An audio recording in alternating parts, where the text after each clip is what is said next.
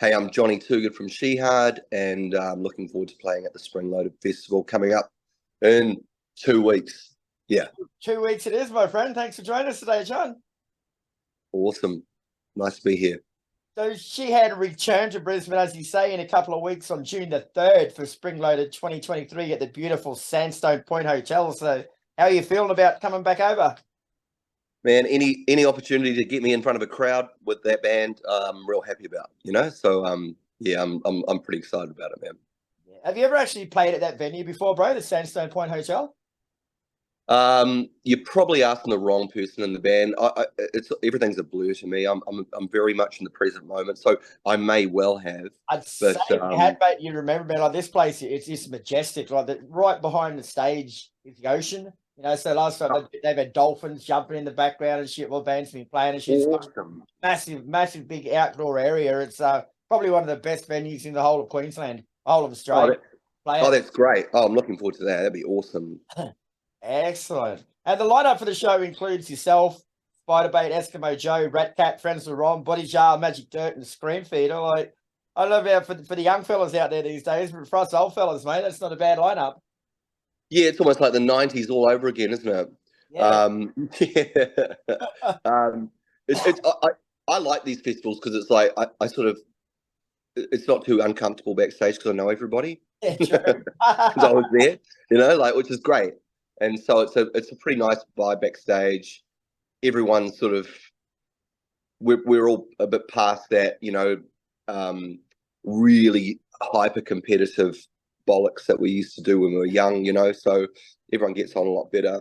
We're there to, absolutely slay, but it's not, back in the day of the big day out and stuff like that, that was like cutthroat. Yeah, we're gonna kick your ass. We're gonna kick your ass.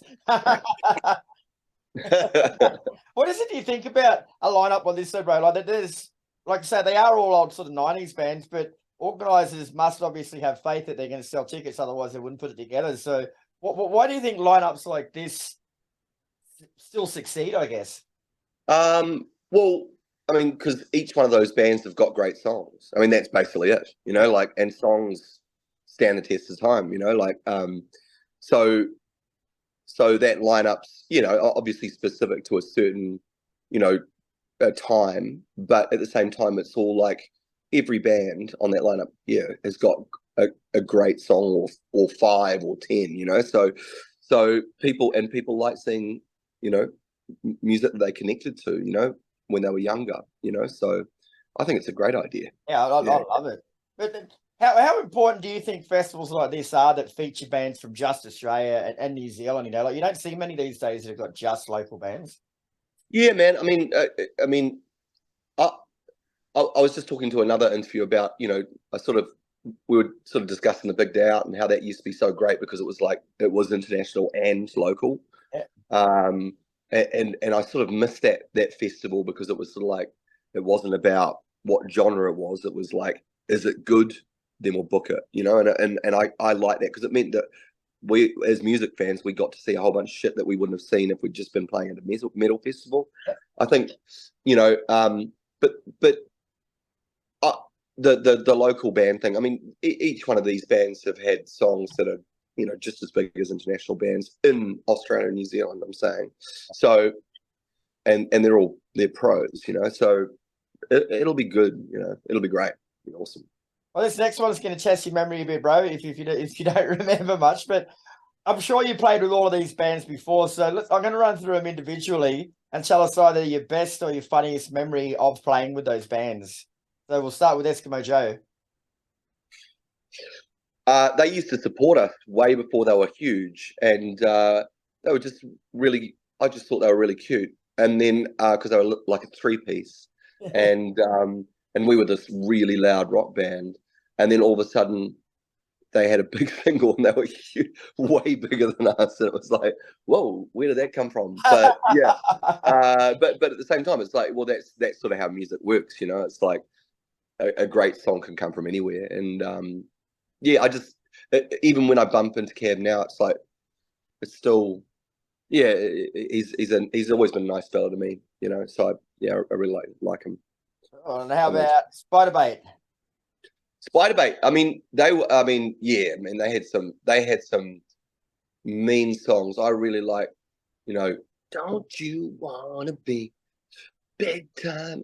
Because I thought that was like a really good way of making pop, but sort of rocking, so I was always a bit jealous of how they managed to do that, like, because I would always go, well, it's either heavy or it's pop, Yeah.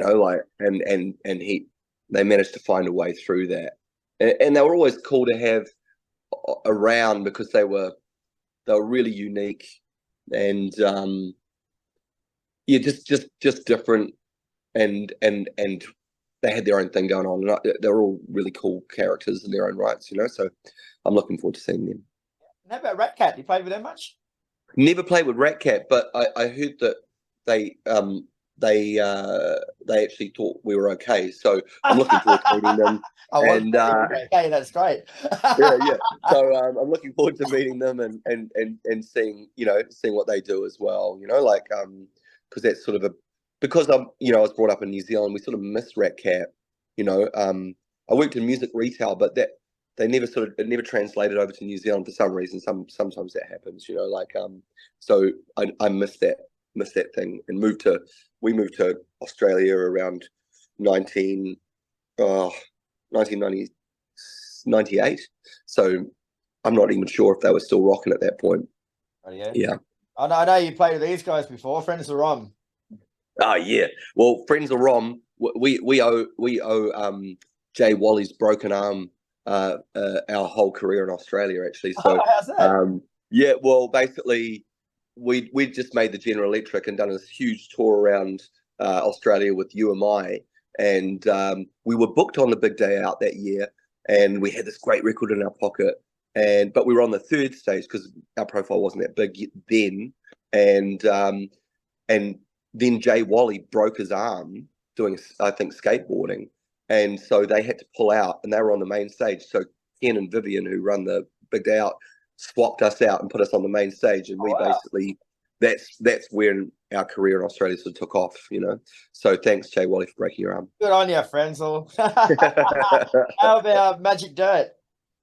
Oh, Magic Dirt, we did massive tours around Australia with those guys, so we're pretty tight with those guys. I always thought Adelaide is a really genuine and charismatic front person, and Lovely lady. yeah, she's awesome. Yeah, for some reason I always thought she'd make a great. I'd really trust her, being the teacher of my kids. She's just got that vibe to her, even though she's really rock and roll. Even though she's really rock and roll, but I've always loved that band. I always they always had a great song on each record, and at least, and they were pretty no compromise, when it came to their sound. And I just personally just love all the people in that band. So yeah, I'm pretty stoked they're on there. Very cool. So what can fans expect from a Shihad set then, mate? It's been a while since you've been here. We'll definitely be taking the opportunity to play stuff from Old Gods. Yep. I mean, obviously we're going to have to play, stuff off the General Electric and Five Eyes and probably Home Again, which I've got no problem playing because it's sort of our version of Led Zeppelin Immigrant Song. So I'm pretty, which I really like. So, and maybe a couple of ones off the first two albums, which are pretty heavy, but yeah, the thing I'm really looking forward to is being able to play things like Tear Down Those Names and Old Gods, and yeah, a few of the songs off Old Gods, because it's a pretty heavy record and it's made to be played through big PAs, man. Yeah. We were speaking about this before, actually, mate. Like Old Gods is, if not the best Shihad album ever, right up there with it, mate. So like at this stage of your career, how does it feel to still be pumping out excellent material like that? Yeah, I mean, it took a while to get there. I mean, it's like 7 years between albums, but I finally got my head into that space where it was like, I know what I want to say, and this is the band to say it with. And when we decide to be focused, this band's killer, and it's like, it was, the world's a fucking disaster at the moment, and to have a soundtrack as big as Shihad to fucking scream and, you know, and shout and say fuck this, is basically, it's a real blessing for me as a songwriter, because we make a big sound. The four of us, for some reason, that's what we do best. We make a big sound, and when I'm in the mood for writing riffs, and I've got that drummer Tom, and I've got Carl on bass, and I've got Phil on guitar. But yeah, we can make a big sound. So I don't know. It's just one of those moments, you know, like real focus.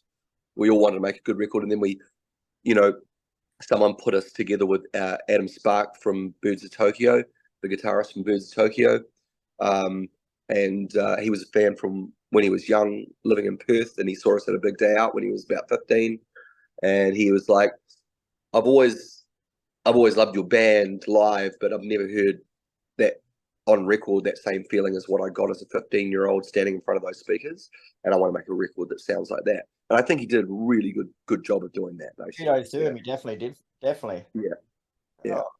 So on that thing, mate, like Shihad, you're known for your high energy live sets, bro. So how much time and planning actually goes into what we see, that 40 minutes to an hour that we see on stage?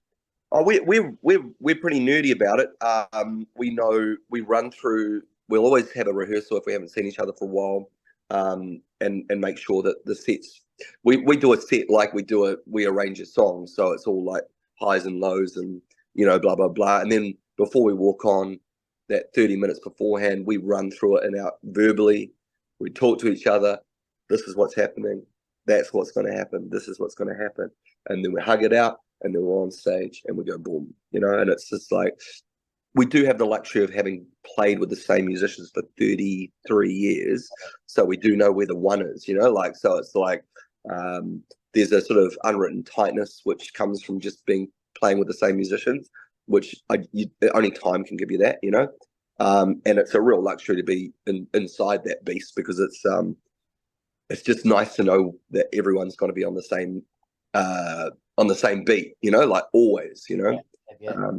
Especially as a front man, because it means that I can then not worry about all that shit and just go out there and attack, you know.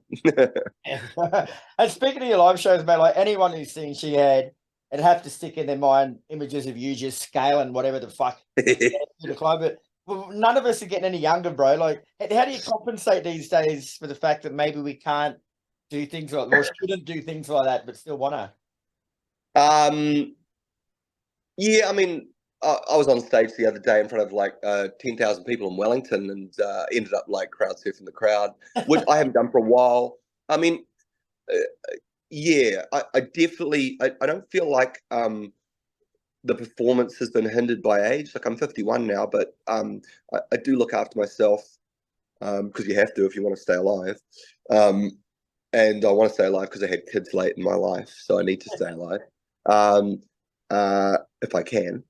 But so I keep in pretty good shape. I think we all do.